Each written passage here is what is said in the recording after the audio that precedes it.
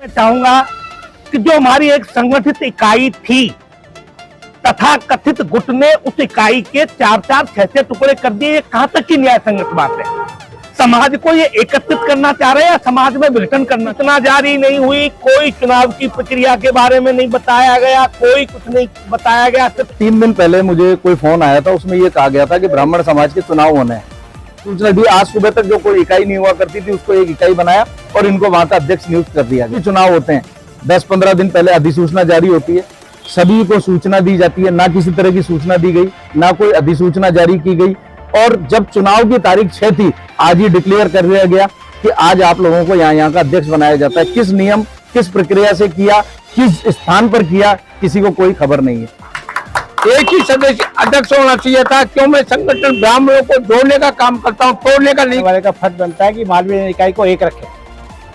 वैसे ही घर में टुकड़े हो रहे हैं, घर में टुकड़े करना है तो फिर क्या मतलब? ऊपर वालों का और बड़ों का क्या काम है? क्या मतलब है? 4 में से 4 कार्यालय में आदमी कहाँ है मालवीय नगर में? आप 4 की छोड़ो, एक कार्यकारी बना के बता दो कोई भी अध्यक्ष कि भाई मैं 20 आदमी कार्यकारी बना रहा हूँ। राजस्थान ब्राह्मण महासभा मालवीय नगर इकाई के चुनावी प्रक्रिया में समाज बंधुओं ने उठाए सवाल। मालवीय नगर इकाई के किए गए 4 टुकड़े, चारों दावेदारों को बनाया अध्यक्ष।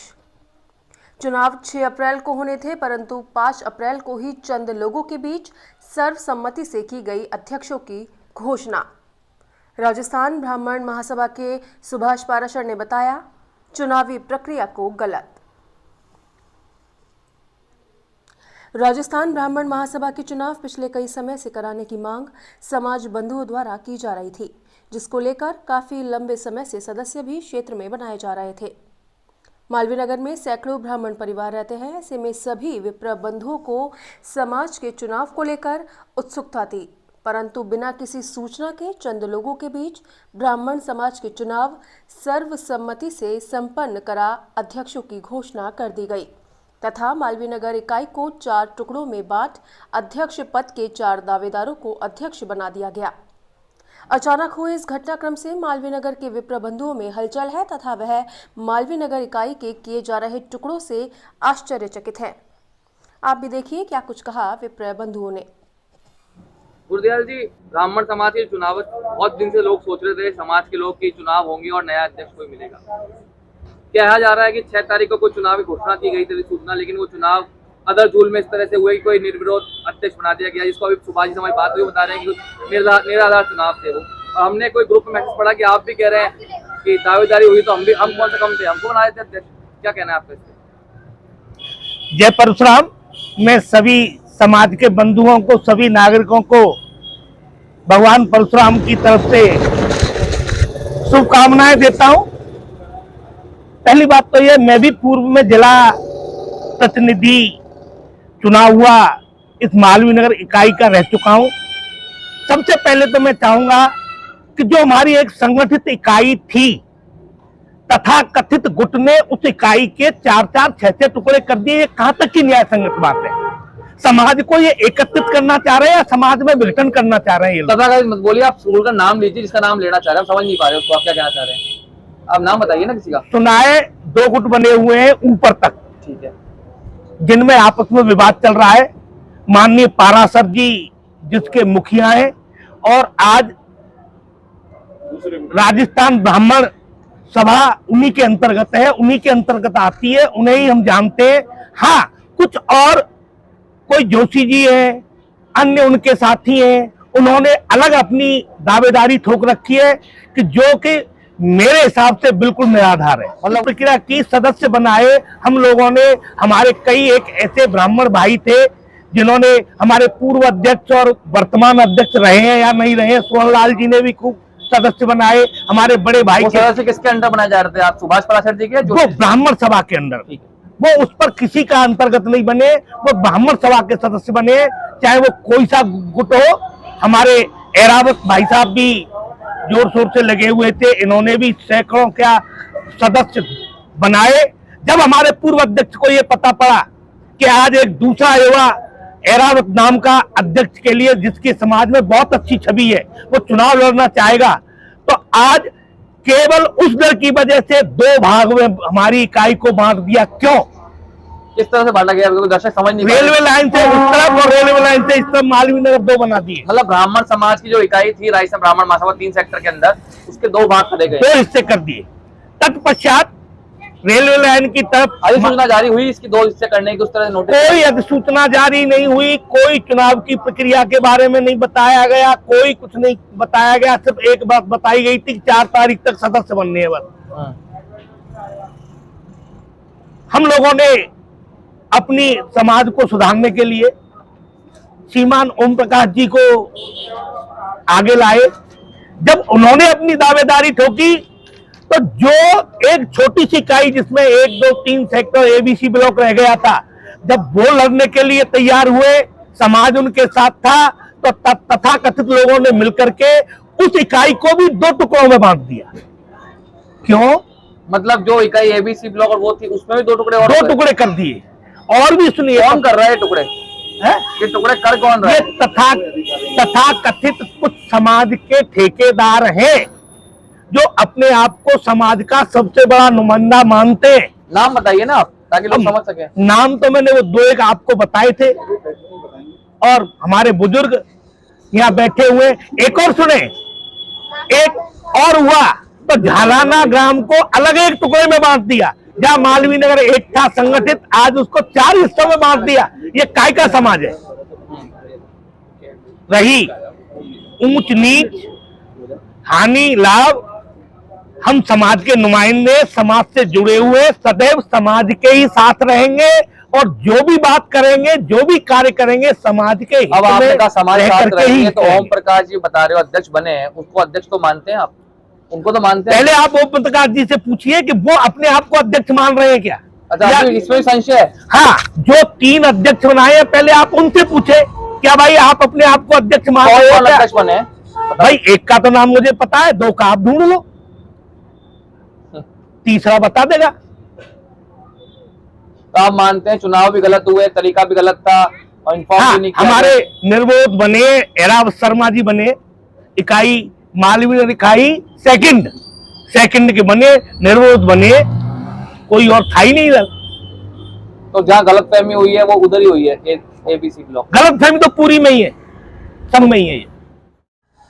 चंद्र प्रकाश जी, आप वकील हैं, समझते हैं कानून कायदे, और ब्राह्मण समाज के आप मेंबर भी हैं मालवीय नगर में। क्या घटनाक्रम हुआ है जिसको आप संक्षिप्त बताना चाहें ताकि दर्शक समझ पाए, समझाने वाली भाषा में, और क्या चुनाव किस तरह से हुए थे? नमस्कार, जय परशुराम। पिछले 3 दिन पहले मुझे कोई फोन आया था, उसमें ये कहा गया था कि ब्राह्मण समाज के चुनाव होने हैं। 2-3 माह से हलचल चल रही थी कि चुनाव होने, मेंबर बनाए जा रहे हैं।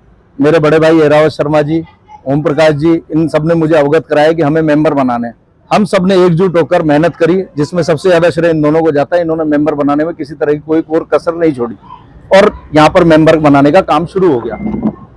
आज अचानक से सुबह ओम प्रकाश जी भाई साहब का फोन आया कि मैं आपसे मिलना चाहता हूं, लेकिन मैं बाहर गया होता, मैं मिल नहीं पाया।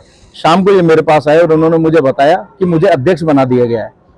साथ ही साथ इन्होंने ये बताया कि जो मालवीय नगर इकाई एक भाग में हुआ करती थी, उसके 4 टुकड़े कर दिए गए। पहले तो मैं ये पूछना चाहता हूं कि अधिकार किसको था कि मालवीय नगर इकाई के 4 टुकड़े कर दिए जाएं? उसके अंदर पटरी पार का टुकड़ा अलग कर दिया। मालवीय नगर जो एक बहुत छोटा सा तबका था, 1, 2, 3, 4 सेक्टर और एबीसी ब्लॉक, उसके अंदर इनको सिर्फ खुश करने के लिए, क्योंकि इनका कहना है इन्होंने 380 मेंबर बनाए थे, जो कि अपने आप में एक बहुत बड़ा कार्य था, और यदि ये चुनाव लड़ते तो ये शायद चुनाव में विजयश्री प्राप्त करते। इन्हें खुश करने के लिए बी और सी ब्लॉक को अलग करके एक इकाई आज ही नियत कर दी गई, बिना किसी को सूचना दी। आज सुबह तक जो कोई इकाई नहीं हुआ करती थी, उसको एक इकाई बनाया और इनको वहां का अध्यक्ष नियुक्त कर दिया गया। मैं ये कहना चाहता हूं, सबसे पहले तो ये पता चले कि जब किसी भी प्रणाली से कहीं भी चुनाव होते हैं, 10-15 दिन पहले अधिसूचना जारी होती है, सभी को सूचना दी जाती है। ना किसी तरह की सूचना दी गई, ना कोई अधिसूचना जारी की गई, और जब चुनाव की तारीख 6 थी, आज ही डिक्लेयर कर दिया गया कि आज आप लोगों को यहाँ का अध्यक्ष बनाया जाता है। किस नियम, किस प्रक्रिया से किया, किस स्थान पर किया, किसी को कोई खबर नहीं है। मैं स्वयं भी एक ब्राह्मण परिवार से ताल्लुक रखता हूं, और मैं स्वयं आजीवन मेंबर हूं। मेरे पिता इसमें आजीवन मेंबर हैं। कम से कम आज मालवीय नगर में 300-400 परिवार मेरे खुद के ऐसे हैं जो मालवीय नगर ब्राह्मण समाज से जुड़े हुए हैं, लेकिन उन्हें भी आज इस बात की किसी तरह की जानकारी नहीं हुई। तो आज ब्राह्मण समाज अपने आप को ठगा सा महसूस कर रहा है कि अचानक हुआ क्या। कोई भी व्यक्ति आता है, हस्तक्षेप करता है अपनी मर्जी से, किसी को भी। आज मैं भी चाहूं तो मैं कह सकता हूं कि मैंने इनको यहाँ मालवीय नगर का एमएलए बना दिया। क्या आप लोगों को ये स्वीकार होगा? मेरे बनाने से क्या होता है जब तक पूरा समाज नहीं चाहेगा? आज ये अध्यक्ष बनकर बैठे हैं, ये मालवीय नगर ब्राह्मण समाज की दुर्दशा है कि इनके गले में एक माला नहीं है, इनका किसी प्रकार का कोई सत्कार नहीं हुआ। ये दूसरे अध्यक्ष बनकर बैठे हैं, कोई स्वागत सत्कार नहीं हुआ, कोई कुछ। क्यों? क्योंकि मालवीय नगर ब्राह्मण समाज को यही नहीं पता, जो यहाँ के मेंबर हैं, कि ये इनको अध्यक्ष भी बनाया गया। यदि आज इनको अध्यक्ष बनाया जाता तो आपने चुनावी प्रक्रिया ही नहीं अपनाई तो आप अध्यक्ष बन कह सकते हैं। मुझे क्या पता, ये लोग कह रहे हैं हमें अध्यक्ष बना दिया, लेटर जारी कर दिए। अब आज लेटर जारी कर दिए तो कम से कम अन्य समाज भी हैं, उनका कोई अध्यक्ष बनता है तो यहाँ पे ढोल नगाड़ों के साथ आता है, स्वागत होता है, भरपूर वो होता है। हमारे समाज के व्यक्ति ऐसे बैठे हैं, आज मैं कुछ नहीं, सिर्फ इस क्षोभ में और बिल्कुल हताश होकर के बैठा हूं कि ये हमारे समाज की क्या दुर्दशा हो रही है, और कुछ बाहरी व्यक्तियों की वजह से ऐसा हुआ है, अन्यथा कुछ नहीं। सुभाष जी पारासर जी, हमारे पंडित भंवरलाल शर्मा राजस्थान ब्राह्मण महासभा के अध्यक्ष थे, उन्होंने इस समाज के लिए बहुत कुछ किया शुरू से लेकर के। कार्यवाहक अध्यक्ष के रूप में सुभाष पारासर जी नियत थे। भंवरलाल जी के देहलोक गमन के पश्चात सुभाष पारासर जी हो गए, अन्य कुछ लोग आए, उन्होंने ये कहा हम हैं, और अपनी मर्जी चलानी चालू कर दी। जबकि सत्यता यह है कि सुभाष पारासर जी ही आज लोगों के दिलों में वास करते हैं। राजस्थान ब्राह्मण महासभा में उनका एकाधिपत्य है और वही कार्यवाहक अध्यक्ष के रूप में आज भी विराजमान है।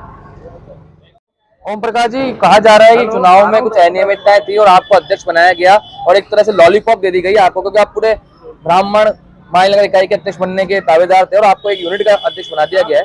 उस पर भी लोगों को आपत्ति, क्या आपत्तियां हैं और किस तरह से आपको क्या कहना है आपका? ऐसा है, मैं पिछले 8 महीने से ब्राह्मण समाज को जोड़ने के लिए, संगठित करने के लिए डायरेक्टरी बना रहा था, घर घर जाके, और सबको जोड़ रहा था।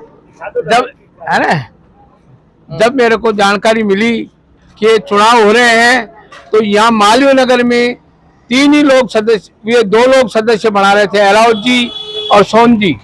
जब मैं डायरेक्टरी बनाने गया तो मैंने सोचा मेरे डायरेक्टरी के साथ साथ मैं भी सदस्य बना लूं, क्योंकि मैं घरों के मैं तो जाता ही हूँ, इसलिए सदस्य बना लेता हूँ। किससे लिए बुकलेट आपने?